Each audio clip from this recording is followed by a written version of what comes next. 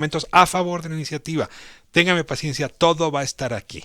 Simplemente para poder completar la agenda de hoy, le doy primero la entrada a Pamela San Martín, consejera electoral del INE, para que nos hable justamente de la revocación de mandato y regresamos en un momento con el diputado Jairo Velázquez para hablar de las reformas justamente que tienen que ver con el combate a la corrupción fiscal. Pamela San Martín, qué gusto saludarte.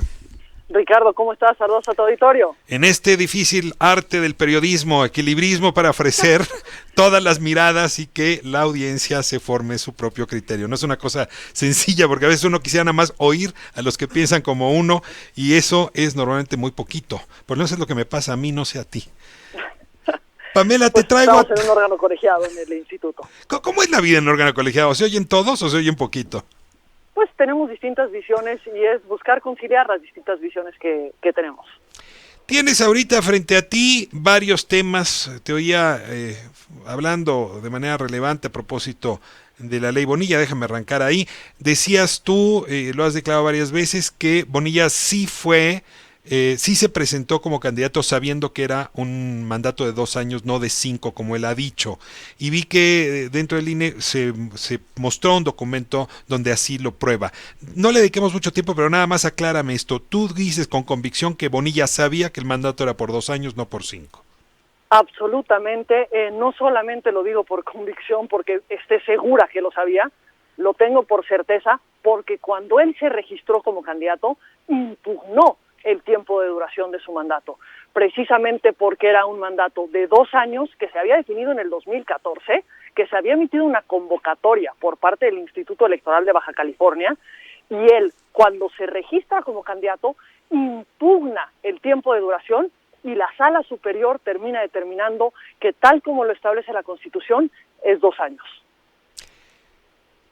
¿Dónde ves terminando este asunto? ¿Qué crees que va a decir la Suprema Corte si te pido un poco que te pongas una bola de cristal enfrente?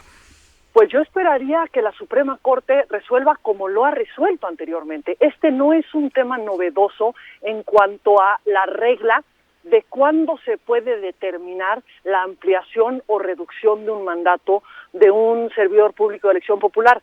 Cuando se determinó el mandato de 2 años en Veracruz, se impugnó esa determinación y la Suprema Corte señaló que los congresos pueden determinar un mandato más corto ante una situación excepcional siempre y cuando esto se determine hacia el futuro, es decir, antes de las elecciones, precisamente para que los ciudadanos y las ciudadanas tengan derecho a elegir por quién votan por un periodo determinado. O sea, ¿tú asumes que la ley que extendió a 5 años el mandato es inconstitucional o cabría que la Corte la sancionara como constitucional?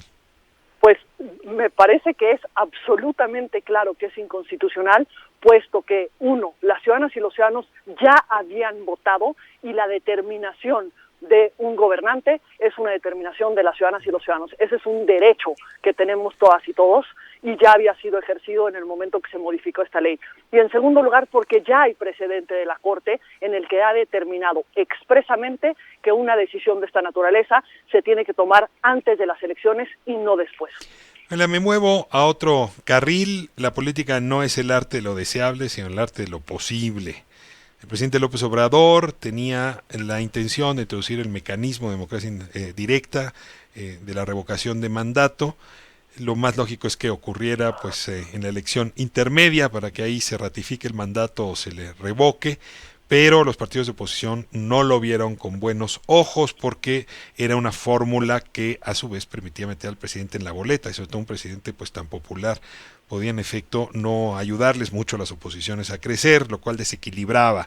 Y esto acabó en una negociación entre Morena y otros partidos para hacerlo al 4.º año, no a la mitad, para que sea la población en un 3%, 2.100.000 más o menos personas las que puedan solicitar la revocación y lo más importante se retira la ratificación de mandato, es decir, si ocurre la revocación bien, pero no es una ratificación lo que sucede ahí, que era importante también en el entendido original.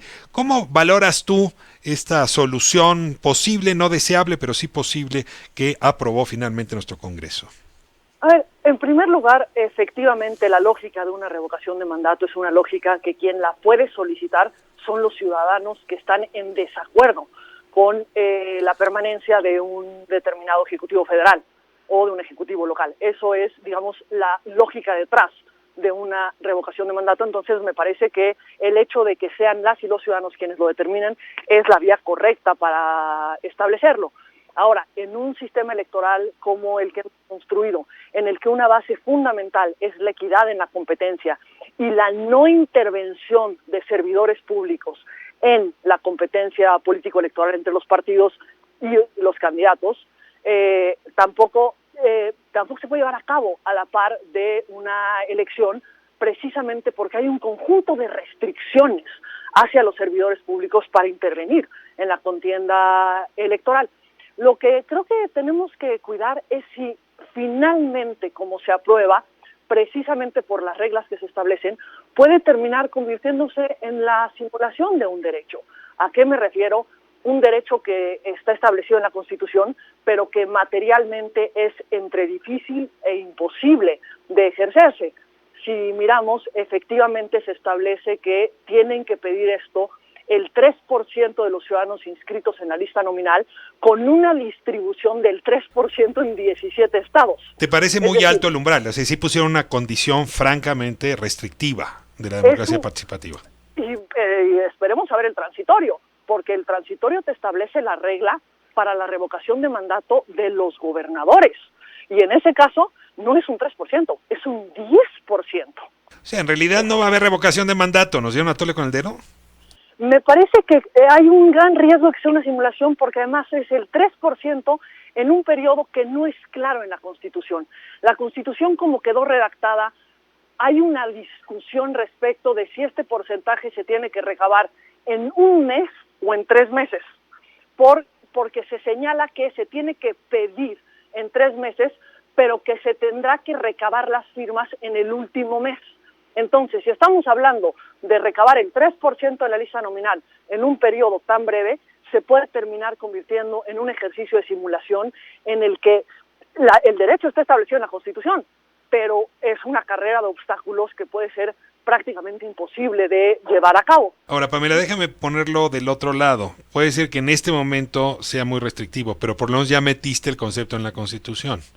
Y eso permitiría quizá más adelante volver más laxas las reglas y que la revocación se vuelva una figura importante dentro de nuestra democracia. Y es que la verdad, en más de un momento de nuestra historia hubiera hecho falta poder revocar el mandato. Entonces te pregunto si no apostaron quienes aprobaron por introducir el concepto y luego ver cómo se puede corregir.